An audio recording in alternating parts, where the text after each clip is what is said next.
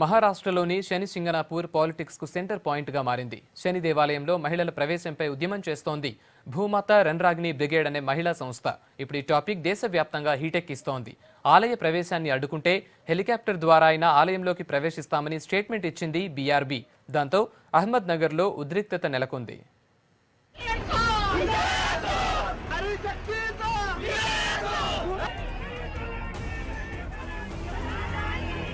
మహిళలకు ప్రవేశం నిరాకరిస్తున్న మహారాష్ట్రలోని అహ్మద్ నగర్ లో హై టెన్షన్ క్రియేట్ అయింది. శని దేవాలయంలోకి ప్రవేశం కోరుతూ భూమాత రణరాగిణి బ్రిగేడ్ అనే మహిళా సంస్థ ఉద్యమం చేస్తోంది. సుమారు 1500 మంది మహిళా కార్యకర్తలు దేశంలోని వివిధ ప్రాంతాల నుంచి అహ్మద్ నగర్ కు చేరుకున్నారు.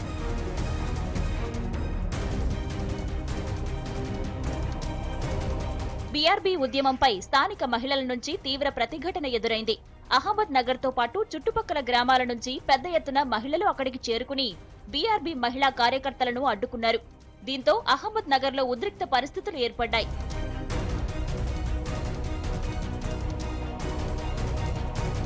ముంబైకి 330 కిలోమీటర్ల దూరంలో సింగనాపూర్ లో ఉంటుంది శని దేవాలయం.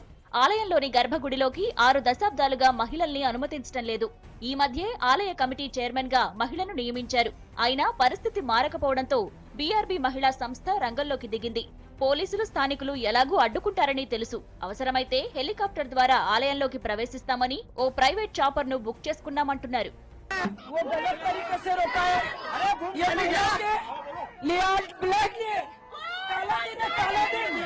तो मुझे लगता है इसको एक लॉ एंड ऑर्डर सिचुएशन ना बनाया जाए। ट्रस्टीज को अपने आप महिलाओं के लिए द्वार खोल देने चाहिए, क्योंकि कॉन्स्टिट्यूशन का वायलेशन इस देश में नहीं चल सकता। कल आप धर्म और रूढ़ियों के नाम पे दोबारा कहेंगे कि सती की प्रथा चालू करो, तो क्या ये सही होगा?